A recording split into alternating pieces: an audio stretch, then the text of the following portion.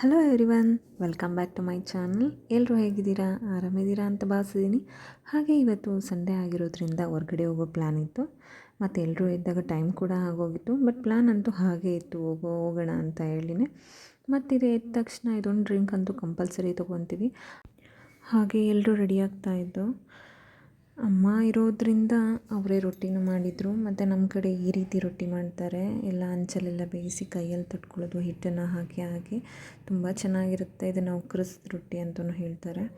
ಹಾಗೆಯೇ ಈ ಕಡೆ ನಮಗೆ ಅಂತ ಹೇಳಿ ಹಾಗಲಕಾಯಿ ಗೊಜ್ಜು ಮಾಡ್ಕೊಂಡಿದ್ದು ಅಮ್ಮನೇ ಮಾಡಿದರು. ಹಾಗೆಯೇ ಈ ಕಡೆ ಸ್ವಲ್ಪ ಹಾಗಲಕಾಯಿ ಗೊಜ್ಜು ತಿನ್ನಲ್ವಲ್ಲ ಕೆಲವೊಬ್ಬರು, ಸೊ ಅವರಿಗೆಲ್ಲ ಹೀರೆಕಾಯಿ ಗೊಜ್ಜು ಮಾಡಿಟ್ಟಿದ್ರು. ನಾವು ಹಾಗೆ ಹೀಗೆ ಎಲ್ಲ ಟೈಮ್ ಪಾಸ್ ಮಾಡಿ ತಿಂಡಿ ತಿಂದ್ಕೊಂಡು ಹೊರಟಾಗಲೇ ಆಗಿತ್ತು, 12 ಗಂಟೆ ಆಗಿತ್ತು.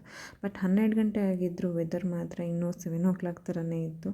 ಮತ್ತು ಬೆಳಗಾವಿಲಿ ಮಳೆ ಇರೋ ಕಾರಣ ಎಲ್ಲ ಗ್ರೀನರಿ ಆಗಿ ಕಾಣಿಸುತ್ತೆ. ನನಗನ್ಸಿದ ಪ್ರಕಾರ ಇಲ್ಲಂತೂ ಸೆಕೆಂಡ್ ಊಟಿ ರೀತಿಯೇ ಫೀಲ್ ಆಗುತ್ತೆ ನನಗೆ. ಹಾಗೆಯೇ ಇದು ಮಿಲ್ಟ್ರಿ ಕ್ಯಾಂಪು, ತುಂಬ ಚೆನ್ನಾಗಿ ಮೇಂಟೈನ್ ಮಾಡಿದ್ದಾರೆ.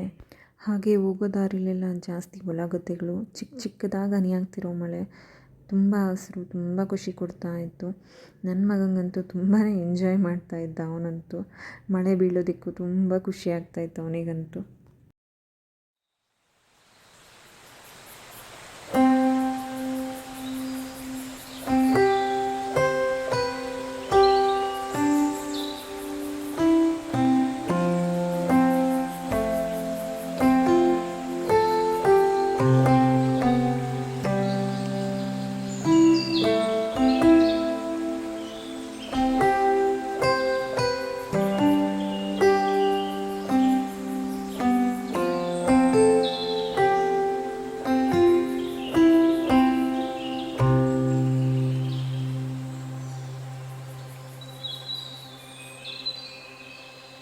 ಹಾಗೆ ಫೈನಲಿ ರಾಜಹಂಸಗಡ ಅನ್ನೋ ಪ್ಲೇಸ್ ಕೂಡ ಬಂತು.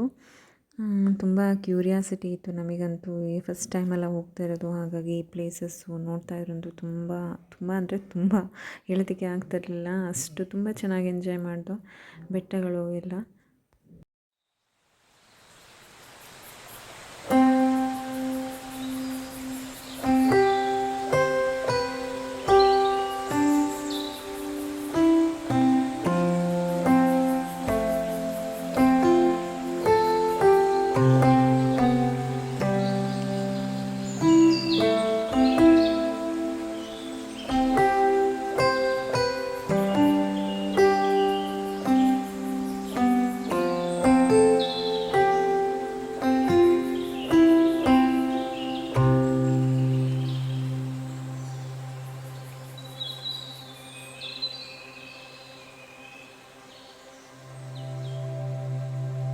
ಫೈನಲಿ ಅಂತೂ ಇಂತೂ ಶಿವಾಜಿ ಸ್ಟ್ಯಾಚ್ಯೂಸ್ ಹತ್ರ ಬಂದು, ಇಲ್ಲೂ ಅಷ್ಟೇ ಮಳೆ. ಬಟ್ ಮಳೆ ಇದ್ರೂ ನಾವು ಬಿಡ್ತಾಯಿಲ್ಲ ಫೋಟೋಸು ವೀಡಿಯೋಸ್ ಅಂತ ಹೇಳಿ ಎಂಜಾಯ್ ಮಾಡ್ದೋ. ಹಾಗೆಯೇ ಬರ್ತಾ ತಿನಿಸುಕಟ್ಟೆನಲ್ಲಿ ವಡಾಪಾವ್ ತಿನ್ಕೊಂಡು ಹೊರಟು. ಇವತ್ತಿನ ವ್ಲಾಗ್ ಇದಾಗಿತ್ತು. ಎಲ್ಲರಿಗೂ ಇಷ್ಟ ಆಗಿದೆ ಅಂದ್ಕೊಂಡಿದ್ದೀನಿ. Thank you for watching.